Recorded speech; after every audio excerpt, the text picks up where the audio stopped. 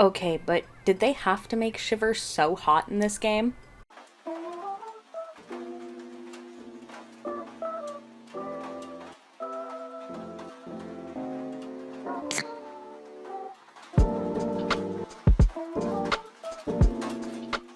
Hello everyone, and welcome back to my channel. If you're new here, hi, my name is Alex, and this is the corner of the internet where I mostly talk about my opinions on video games. If that's the kind of thing you're into, I hope you'll consider sticking around. Now today, we have one of my most anticipated titles for the year, Splatoon Raiders. Does this game live up to the hype, or did it fall flat? When Nintendo first announced this game, I think saying I was excited would be an understatement. For those of you who weren't around a few years ago, my channel used to primarily consist of Animal Crossing videos and Splatoon highlight reels. I've been a big fan of this series since around the time of Splatoon 2's release, and Splatoon 2 was actually the only game I owned on my Switch 1 for about 3 months, and I never got bored of it. So of course, anytime there's news for this title, I can be considered a very happy camper. The premise for this entry seemed fairly unique, and it definitely caught my eye just that much more with the idea of an actual dedicated single-player Splatoon title. If you're unfamiliar, unlike previous titles in the series, Splatoon Raiders is a single-player focused action RPG. There are options to make the game multiplayer, like being able to do raids with friends or being able to help players out when they're stuck on a level, but the primary focus is a single-player adventure. Instead of competing against other players, you play as the Mechanic, who alongside Deep Cut, the iconic idol trio who debuted in Splatoon 3, crash lands in the Spiralite Islands. Along with these newfound teammates, you must collect weapons and items to craft better gear to help you against hordes of salmonids to hunt for treasure. Along the way, you'll learn more about the history of the salmonids and the mystery of the Spiralite Islands. You'll also work to upgrade your base and deepen your relationships with the members of Deep Cut. Now, while this game deviates from the standard formula the fanbase has come to expect from the series, this adventure isn't too far out of the water for Splatoon. All of the mainline games have already had their own single-player story modes to help flesh out the lore and get to know each of the characters a bit better, and we've even had a couple DLC stories that came to Splatoon 2 and 3. In particular, if you've played Splatoon 3's Side Order DLC, I think you'll feel pretty comfortable inside Raiders' progression system. Particularly, upgrading your gear feels very similar to the systems we saw in Side Order. That said, the actual gameplay does a great job carving out its own identity on the background of these previous entries. Going into this title, I did admittedly expect the whole thing to kind of just feel like a dedicated salmon run game, but I was kind of wrong.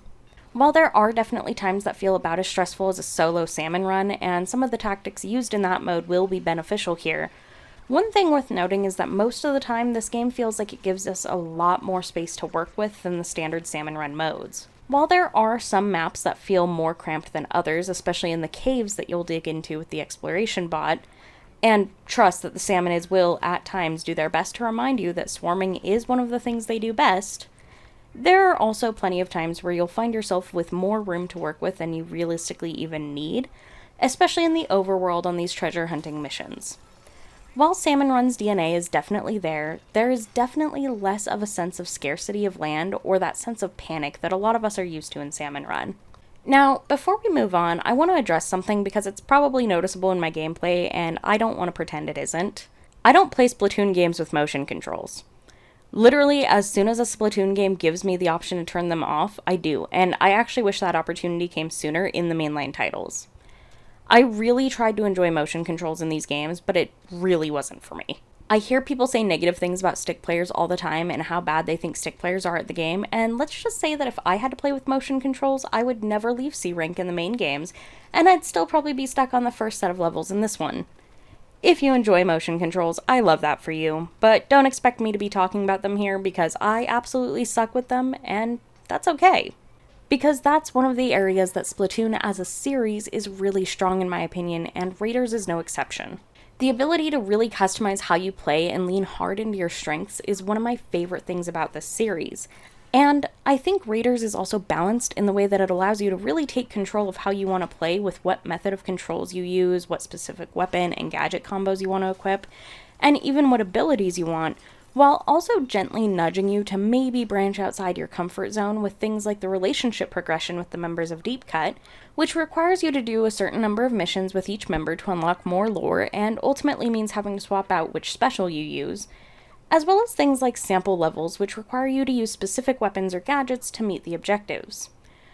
I'm someone who can be a bit stubborn once I'm set in a specific way of doing things, so while it can feel a bit frustrating to be forced to do something else, there is a part of me that really appreciates these levels that press you to branch out to other options like this, and I think it is a really nice compromise. Now, moving on from gameplay to story, I think most of us know by now that Splatoon's lore runs surprisingly deep, and Raiders gives us a chance to look a little deeper into not only the Salmonids, but the history of the Deep Cut trio. The writing in this game gives the characters and world plenty of depth, while also maintaining the series' charm.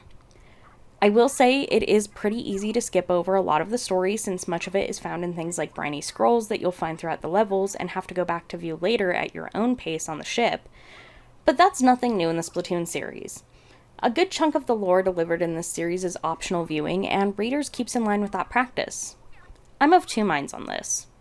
Part of me wishes that more of the lore was delivered through cutscenes and encounters throughout the game, but the other part of me recognizes that a lot of people don't play Splatoon for the lore, and I think this is a convenient way of sidestepping that content if you're just here for the action. I also think that the delivery of lore through these channels is in line with the spirit of the game itself. It makes sense for the player to be finding these relics of the past throughout their missions, rather than have the history of Splatoon being delivered in a more expositional way. I do think there is some more balance to be desired here. Obviously, I don't love overly expositional dialogue. Who does? But at the same time, I really am fascinated by how much lore these games have to offer for how simple the very idea of them is, and I wish it was showcased more in the games instead of being treated like an entirely optional side piece. Especially with how beautiful these cutscenes are, I definitely wish the series would take advantage of them more. Or maybe I'm just a simp for Shiver and want her to have more screen time.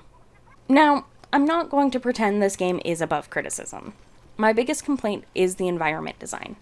And I've seen this take floating around lately, so it's obvious I'm not the only one thinking this.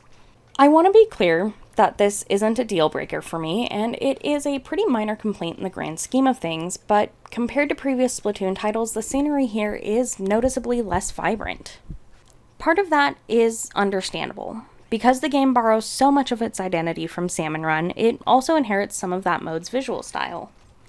Salmon Run has always leaned into darker, more industrial environments, and that's perfectly fine when you're just jumping into a match here and there between other, more colorful multiplayer modes. But the difference here is that Splatoon Raiders asks you to spend an entire game in those kinds of environments. Over time, I found myself missing the colorful cityscapes, the more varied locations, and the visual energy that has become such a core part of the series. Especially for this game spending its entirety in an island environment, I do think there was a lot of room to play with the palette more, and the opportunity wasn't taken. I think it's no surprise that one of my favorite areas of the game was the ice islands, because of how much more saturated and different the area felt from the other areas in the game. There are several different kinds of biomes in this game, which left so much potential to play with color palettes and elements, and instead we're left with mostly dull gray landscapes. Of course, I'm reasonable. I know that this is a substantially different environment than the other games in the series. But we have examples of other Nintendo games with similar landscapes that deliver a very vibrant experience. Not to beat a dead horse, but Breath of the Wild and Tears of the Kingdom are fantastic examples of games set in a broad wilderness with very vibrant and lively color stories. Don't get me wrong, I have my criticisms of those games too, but it is a bit of a shame to see how well executed this aspect of the environments is in those games, to then see something so dull from a game that is supposed to be all about color. Again, it's not a deal breaker, but it definitely does feel like a really big missed opportunity on the part of the team. When you're spending hours exploring a world, that visual repetition does become much more noticeable. I also understand why some people may not connect with the game, simply because of what it is. This isn't a competitive shooter like previous entries. It's a different kind of game with different priorities. Some players might find that refreshing, while others may end up wishing it stayed closer to the traditional formula. Personally, I appreciated Nintendo experimenting with the franchise in this way. Not every experiment needs to completely redefine a series. Sometimes it's enough to take a familiar concept and explore it from a different angle, and I think that's exactly what Splatoon Raiders accomplishes. It delivers satisfying gameplay, enjoyable combat, and an engaging story, all while expanding on mechanics that already worked really well in the series. It isn't flawless, and I do think the relatively subdued environments hold it back from reaching some of the same visual highs as the mainline entries, but despite those shortcomings, I had a consistently good time throughout my playthrough. If you're already a Splatoon fan, especially someone who enjoys a good round of Salmon Run, I think there's a lot here to appreciate, and even if you have some of the same criticisms I do, I don't think they overshadow what the game does well. For me, Splatoon Raiders is a successful spin-off, not because it's perfect, but because it understands its strengths, builds on them effectively, and delivers an experience that feels both new and familiar to the established fanbase. And honestly, that's exactly what I was hoping for. So yes, for me, Splatoon Raiders definitely lives up to the hype, and I hope that you guys will have as much fun with this title as I have. I think that about wraps things up. If you've played Raiders already, which tank do you run? If you haven't, who's your favorite member of Deep Cut? Let me know your thoughts down in the comments below, and until next time, stay cozy.